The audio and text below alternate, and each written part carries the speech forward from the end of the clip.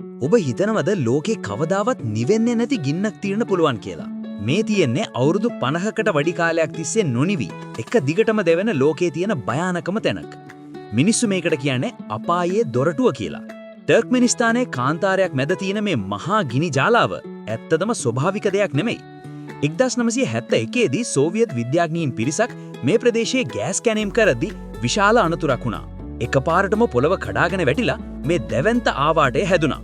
පොළව යට ඉඳන් භයානක විෂවායුව පිටවෙන එක නවත්තන්න ඕනි නිසා විද්‍යාඥයෝ තීරණය කළා මේකට ගිනි තියන්න.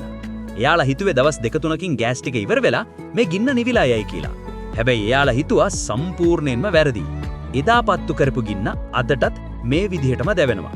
මේ ආවාටේ අඩි 220කට වඩා පළලයි. අඩි 100ක් විතර ගැඹුරුයි. මේක ඇතුලේ උෂ්ණත්වය සෙල්සියස් අංශක 1000ටත් වඩා වැඩි. මේ ළඟට යන එකත් ඇඟ හිරිවැටෙන අත්දැකීමක්. රැට මේක හරියටම පොළොව යට තියෙන අපායකට යන පාරක් වගේ පේනවා.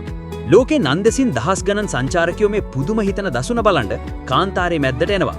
මේ මහා ගින්න කවදා නිවෙයිද කියලා තාමත් කිසිම කෙනෙක් දන්නේ නැහැ. මේ වගේ ලෝකේ තියෙන තවත් පුදුම හිතන දේවල් ගැන දැනගන්න අපේ පේජ් එක ෆලෝ කරන්න. මේ වීඩියෝ එක යාළුවන්ටත් බලන්න අනිවාර්යයෙන්ම ෂෙයා කරන්න.